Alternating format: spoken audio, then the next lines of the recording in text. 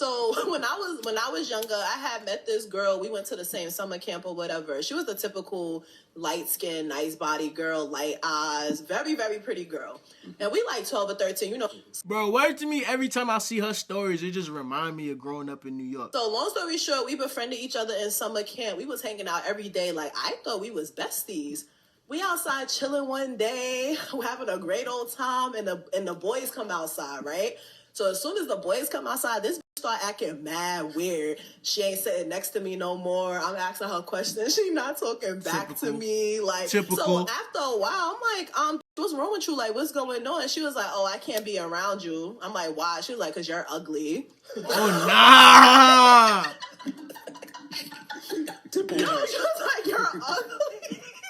I said, oh, okay. Yeah, bro, so I just stopped hanging out with her, right? But then, bro, and this is the type of person I was. While I'm outside all day asking everybody, am I ugly? Like, am I ugly? Am I ugly? But it was, I was outside the whole day trying to confirm it, like, damn, am I ugly, son? She was trying to make a tally so you could take it back to her. Like, look. I'm not ugly. Said, I'm not that many people said it. It's a young lady I went to junior high school with. The whole class used to call this young lady ugly. She was dark-skinned, she wore glasses, and everybody just used to get on that wave. Oh, she ugly. Like, ew, yo, don't touch me. Like, son, you know, kids could be cruel. 2022, she added me on Instagram. She looked the same. She just looked like a grown version of how she looked in junior high school. And I'm looking at her, I'm like, bro, she's beautiful. Bro, she is gorgeous. She's dark skinned, she have light brown eyes. And I'm like, yo, we really sat there and called this girl ugly. This whole time, she was pretty as hell. People wanna know who you're.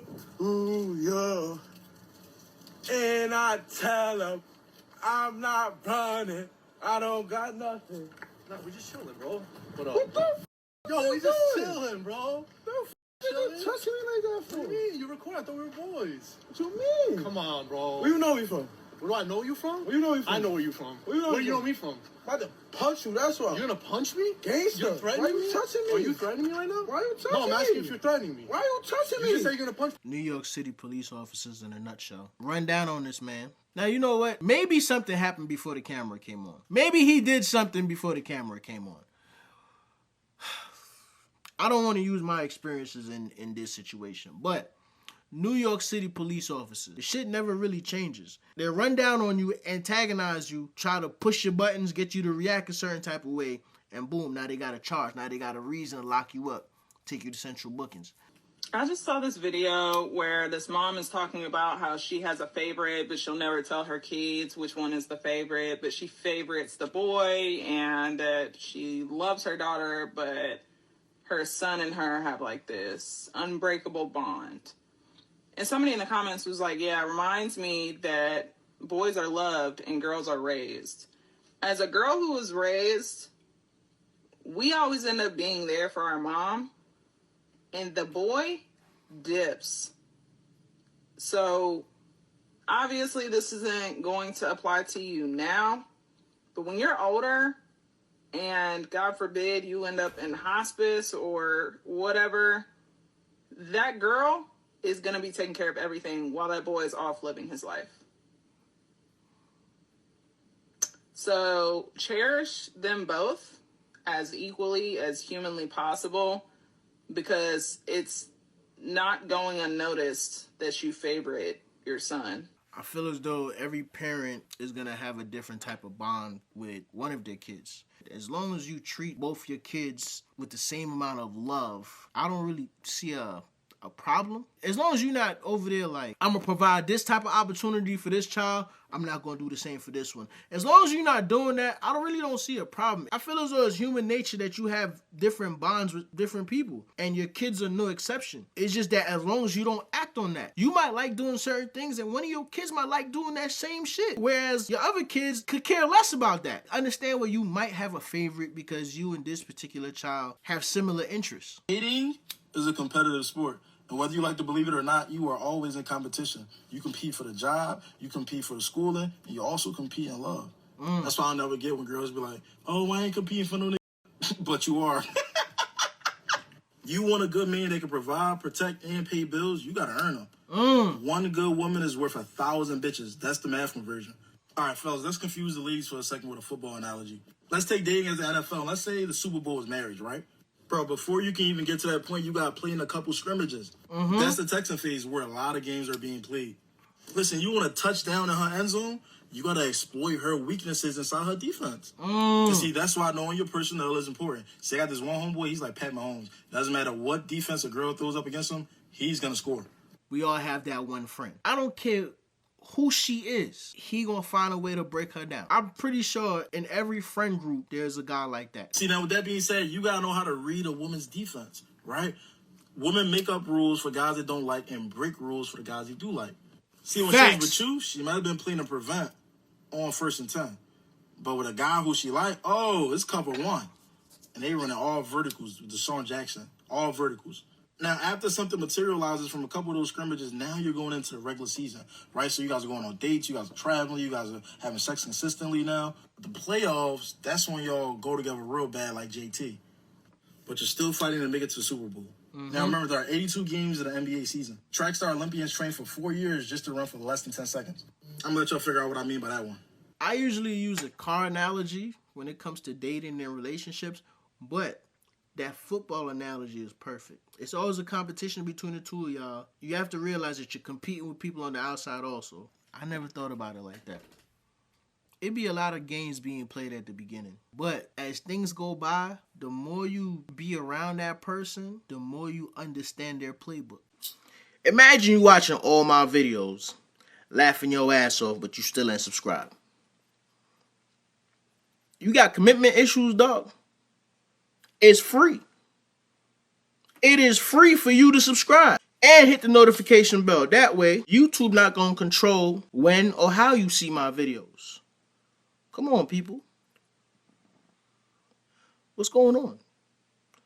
What are you waiting for? I ain't begging. I'm asking nicely. Don't make me ask you again. Hey, I don't love this video, y'all. Okay, so her husband worked a 48-hour shift. I think he's a firefighter. Met him at church, and then came home and built this furniture that was just sitting there waiting for him. And she says he's happy to do it because he's a good man. Yeah, he's a good man. Me and my beautiful wife had to have a conversation about something similar. We be ordering a lot of stuff from Amazon, and I work overnight. So sometimes I'll come in, the trash should just be waiting there for me to take it out. You feel me? And I'm like, bro, if you're going to bring it to the door, just take it out. Just take it out. Break the boxes down. Don't wait for me to come home to break the boxes down. Doesn't mean that furniture should be sitting there waiting for him. In my opinion, I feel like you're taking advantage of his kindness. Sometimes, as husbands, we would like for our wives to step up. And I know this sounds weird, but protect us from ourselves. Yes. Today, he may be willing to do it, but I'm telling you, there's going to come a day when he walks in and there's furniture sitting there waiting for him, and he's going to have a breakdown. And here's my problem with it. You created another video gaslighting the world. People who were trying to comment to you, telling you, even though he's willing to do it, this isn't good. Now, she says she's in a high-risk pregnancy. I understand, I get it. But sometimes it's nice for good men like that to come home and there not be furniture waiting for him. And just be able to go Okay, I to don't sleep. love this video, y'all. I promise you we done had this conversation. I'll explain this, right? Sometimes I might be upstairs relaxing, and I'm not gonna lie, bro. Working 12 hours, that should be taking a toll on you. So sometimes you just want to come home, go to sleep. You don't want to be bothered. You don't want to do nothing. It be times, dog, I'm trying to sleep, and my wife would be like, hey, you know, she might have to go to work. She have to wash the linen and stuff like that before she go to work. She'll put the linen in a bag. She done got used to me carrying the bag to the car. So she'll wake me up and ask me to carry the bag to the car. And a lot of times, because I ain't that strong, I ain't gonna act like I'm Hercules or nothing like that. A lot of times, the bag don't be heavy. A lot of times, the bag don't be heavy. And she'll ask me to bring the bag upstairs, and I'll be like, bro, You really woke me up out my sleep for a bag that you can carry upstairs? Like, I get it. It's the manliest thing to do for me to ease your burden of carrying that bag, but I just worked 12 hours overnight. You can tell I'm beat. What you need to be trying to figure out is what the hell I'm gonna do. I'm not trying to figure that out either. This is what I'm talking about, Sean. Nothing. This is what's gonna get her ass stoned. No, it's not. This is the reason why I ain't been saying shit to Tiana. Yeah, I won't say nothing to her. No, you walk around making innuendos and shit. I walk around minding my That's business. what you do. I mind my business. No, you mind mine. I don't have a reason to mind your business. You got every reason to I mind. don't care about your business. You hear what she said? She said, say it again. I said I don't care about her business, so why would I be around here minding her business? I be minding my business, which is in here sleep and doing work or fussing at my children. That ain't what she doing. I'm literally sitting at my computer now. Why you lock working. the door, Tiana? Because I went to the stove. Whoever the person talking in the background is looking for something. She's searching for drama. There's a backstory. Growing up, this was the dynamic, constant accusations, manipulations, and being painted as the problem. For a long time, I questioned myself, wondering if I was really the issue, but over time, I saw the truth. That sounds like my situation. This is one of the hardest days for me, but it was also the start of something new. Growing up with a narcissistic parent was a constant battle of gaslighting and manipulation. On this day and many others, I decided to finally stand up for myself. And while it wasn't easy, it was necessary. For anyone who knows me, it takes a lot for me to get upset or even seem disrespectful. I'm someone who minds my business, doesn't bother anyone, and avoids conflict. But like anyone, I have my limits. And when I reach them, it's hard to hold back. For a time, I've debated sharing this, but I think it's necessary. Not just for my healing, but for anyone who might feel like they're going through this alone. The truth is, I don't have a relationship with my mother. I never really have, and I've accepted that I never will. I even moved out of my home state to create space and start fresh because of her. I was subjected to constant verbal, emotional, and mental abuse. My mother would often accuse me of things I didn't do.